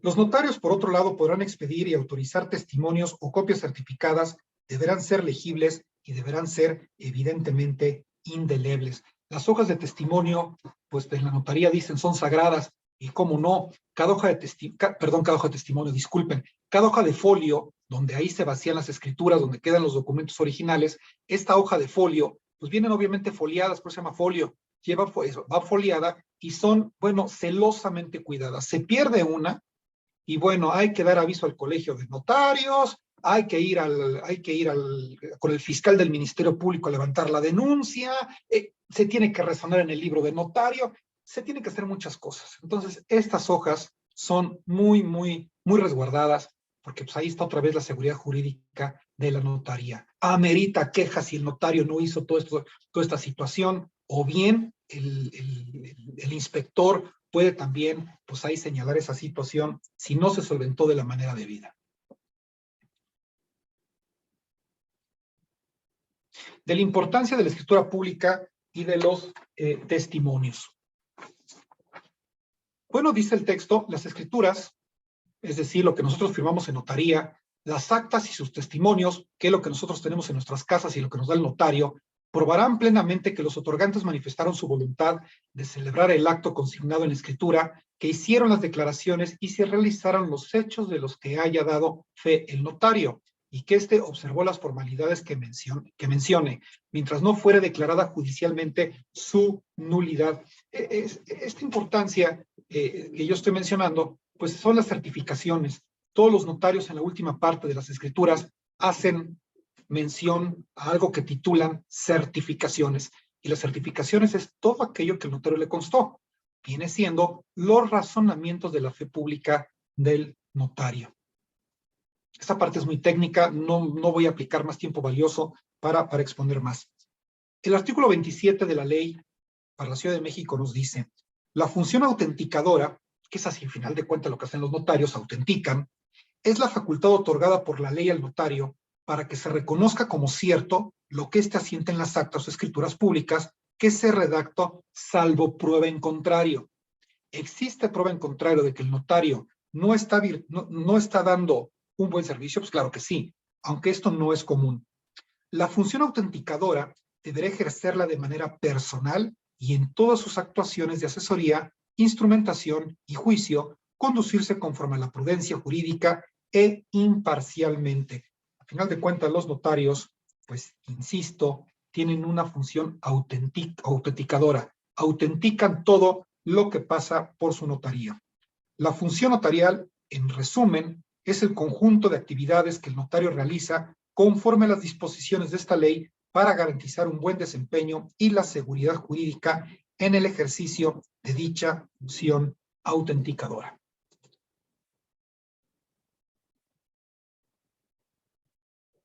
Mónica Villalpando me hace una pregunta, y si después de muchos años se dan cuenta de que fue error del notario, ¿tiene la obligación de corregir o hay que volver a pagar el trámite? No, de ninguna manera. Él podrá corregirlo en su momento siempre y cuando se acredite que fue un error de él. Si el error, la omisión, él la cometió, bueno, se vale tener ahí alguna corrección. Si ya pasaron varios años, habrá que corregirlo con algún otro testimonio, con algún otro acto jurídico, porque recuerden que en 5 años se va al Archivo General de Notarías y ahí sí el notario está incapacitado, imposibilitado de corregirlo de manera directa. Tendría que ser a través de otro acto jurídico, pero no, el notario no tiene por qué cobrarte otra vez si se acredita que fue bajo su responsabilidad. Norma levantó la mano, a tus órdenes. Ah, sí, licenciado, disculpe. Si está en régimen de condominio, ¿se puede aplicar la testadura para hacer la corrección de la escritura?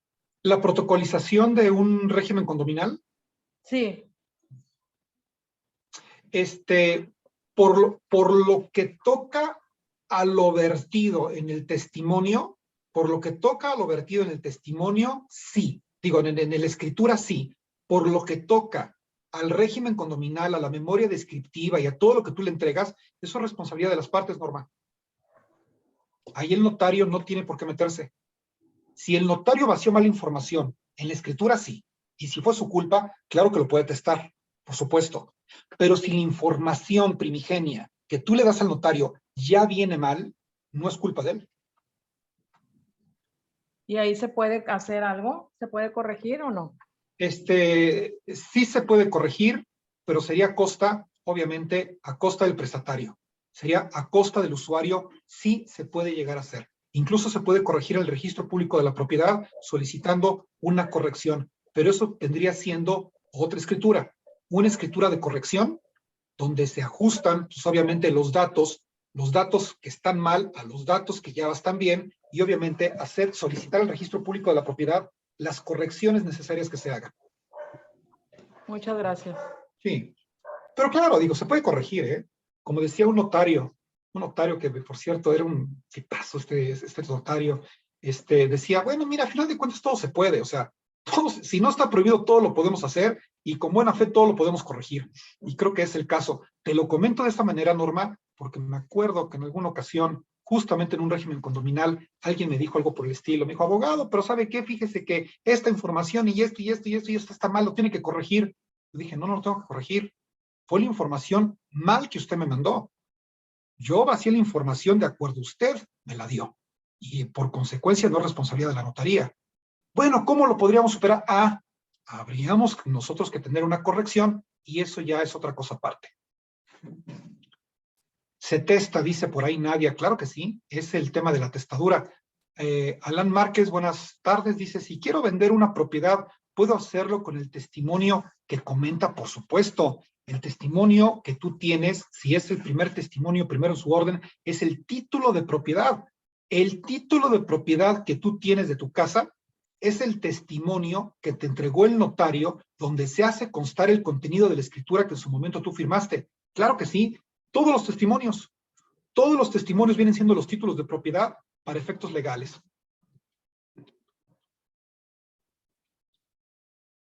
Nancy Ortiz me está preguntando, en un arrendamiento, es un tema de arrendamiento, con todo gusto lo respondemos, en un arrendamiento con persona moral, los dos o uno, puede ser el aval la empresa representada por el apoderado y a su vez puede ser el arrendatario, firmar 2 veces como arrendatario y como aval. Claro que sí, sí, por supuesto.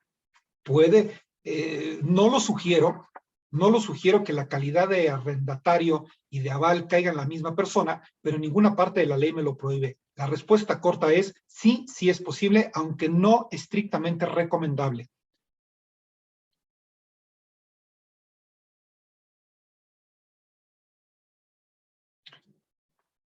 Enrique me está comentando, Alex, pero se testa solo en el protocolo actual, no en los antecedentes, como sería una escritura de régimen de condominio, ¿correcto? Sí, claro, o sea, por eso estoy comentando, se testa en la escritura. No se puede testar, obviamente, lógicamente no se puede testar sobre los antecedentes, no se puede testar sobre la documentación de apoyo. Si es a lo que te estás refiriendo, Enrique, no, pues claro que no. La figura legal de la testadura únicamente está constreñida, está limitada a la hoja de escritura, a la hoja de folio, nada más. Lo que el notario virtió, lo que el notario escribió. Y en hoja de folio y en escritura pública es únicamente lo que es susceptible de testarse. La documentación de apoyo, evidentemente no, porque eso no versa sobre la escritura. Es documentación de apoyo de la escritura, pero no forma parte, no es propiamente la misma, pues.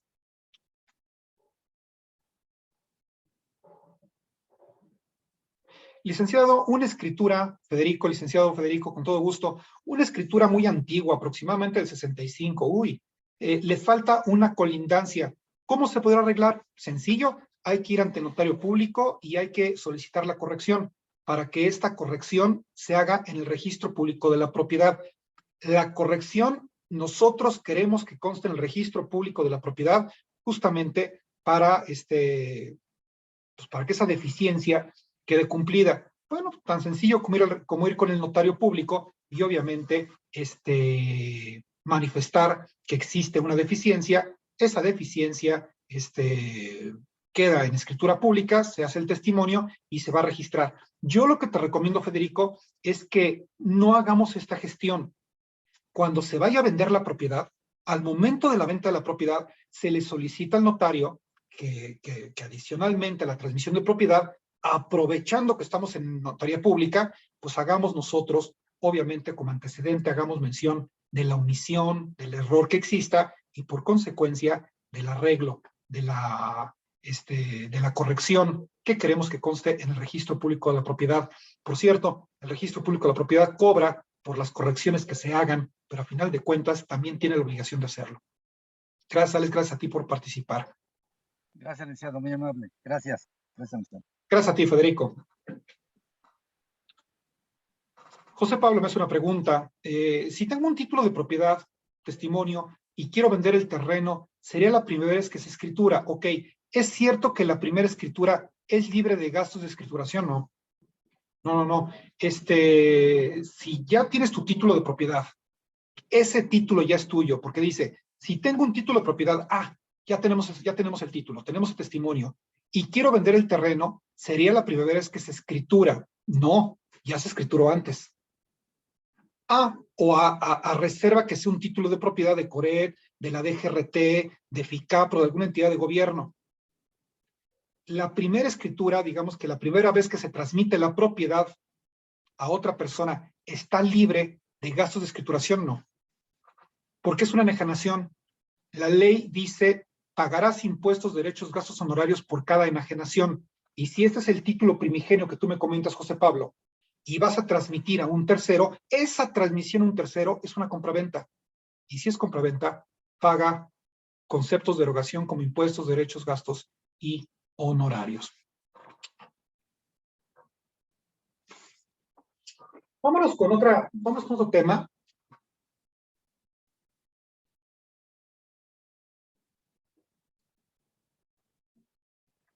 Y vámonos con el tema recepción de documentos ante una notaría pública. ¿Qué es lo que nosotros le tenemos que hacer llegar al notario? ¿Qué es lo que nosotros le vamos a dar? Posiblemente este tema queda pendiente, ya tengo las 6:55 de la tarde, estamos a punto de terminar la clase el día de hoy, pero nosotros aprovechamos hasta el último minuto. Recepción de documentos ante una notaría pública. ¿Qué es lo que nosotros le tenemos que hacer llegar al señor notario cuando nosotros pues estamos celebrando una operación de compraventa? ¿Qué le entregamos? Dice en la diapositiva, la escritura pública. ¿Qué dijimos de la escritura pública? Que es un vicio del lenguaje. Les digo que yo también lo cometo. Propiamente es un testimonio. El testimonio donde se consigna, se reproduce la escritura pública como título de propiedad. Es un instrumento, a final de cuentas, es un instrumento de congruencia, es en sí mismo un contrato formalizado, un contrato definitivo, o por lo menos la reproducción del mismo con efectos legales. El título de propiedad debe estar inscrito en el registro público de la propiedad y debe contener sus elementos de seguridad, tales como firmas, sellos, quinegramas, etc. Esto de los quinegramas, estos quinegramas vienen siendo esas estampitas con una nomenclatura, con unos números. Bueno, se llaman quinegramas en realidad, y pues este es un elemento de seguridad que antes no existía. Este elemento de seguridad es relativamente nuevo. Me acuerdo que se constituyó allá a principios del siglo XXI, como por el 2000, 2001 o 2002, no estoy muy seguro. Empezó aquí en la Ciudad de México, después Estado de México y de ahí para todo el país. Actualmente, pues prácticamente todos los estados de la República utilizan esta medida, esta tecnología de seguridad. Antes no la teníamos porque pues, esa tecnología, no sé si no existiera, pero simplemente no se usaba. Actualmente ya se usa y me parece muy eficiente. Nosotros cuando recibimos el testimonio, pues tenemos que revisarlo. Muchos me han llegado a decir, es que el filtro es el notario. A mí no me parece que el primer filtro sea el notario. El primer filtro somos nosotros. Nosotros revisamos la documentación de apoyo y la revisamos como la revisarían los notarios. ¿Cómo se revisa un testimonio? ¿Cómo se revisa un título de propiedad? Leyéndolo de manera integral. Nosotros en la notaría revisábamos los documentos de manera integral, de principio a fin. Existe un vicio de revisión muy constante, se los comento. Leen el encabezado, el premio, perfecto, se saltan los antecedentes, vámonos a la primera, segunda cláusula, sí, que tiene el objeto, que tiene el precio, y se acabó. Le damos la vuelta, tiene el sello de inscripción, y ahí está la revisión hecha. No sabemos con qué detallitos nos vayamos a encontrar, si hay alguna condición, si hay algún otro detalle adicional. Gastemos tiempo en leer de manera integral el documento. Es el documento al cual yo le dedico más tiempo. Los títulos de propiedad, cuando los recibimos, se leen a pie juntillas, con calma. Me ha llegado a decir la gente, oiga, abogado, que esto, oiga, licenciado, que esto, oiga. Si me permite amablemente, déjeme terminar de leer de manera integral el título de propiedad y ahorita platicamos. Los he leído por montones y los sigo leyendo de manera integral. Es una sugerencia que yo les hago a ustedes. Tienen que leerlo de manera integral, sin estarse saltando las cláusulas. Una lectura rápida, fluida, yo no digo que no, pero sí de manera integral. Ahí captamos todo, certificados, las fechas, el sello de la inscripción en el registro público de la propiedad, que tenga congruencia con los nombres, todos los detallitos los empezamos a pescar. Es importante para que demos certeza a nuestro servicio. No vamos a proponer en venta ninguna propiedad si no tenemos certeza del título de propiedad que nosotros revisamos a pie juntillas. Se recomienda verificar el instrumento, claro, el título de propiedad, con la notaría pública que lo expidió, así también como verificar en el registro público de la propiedad la constancia de folio del inmueble para asegurarnos de la legitimidad de los documentos. Ya tenemos el título de propiedad, ¿qué hacemos con él? Solicitar la constancia de folio. No me voy a meter con el tema de la constancia de folio porque la vamos a ver con toda amplitud la próxima clase, Dios mediante, que nosotros tenemos clase de Derecho Registral. Pérez Alonso, buenas tardes, a tus órdenes. Buenas tardes.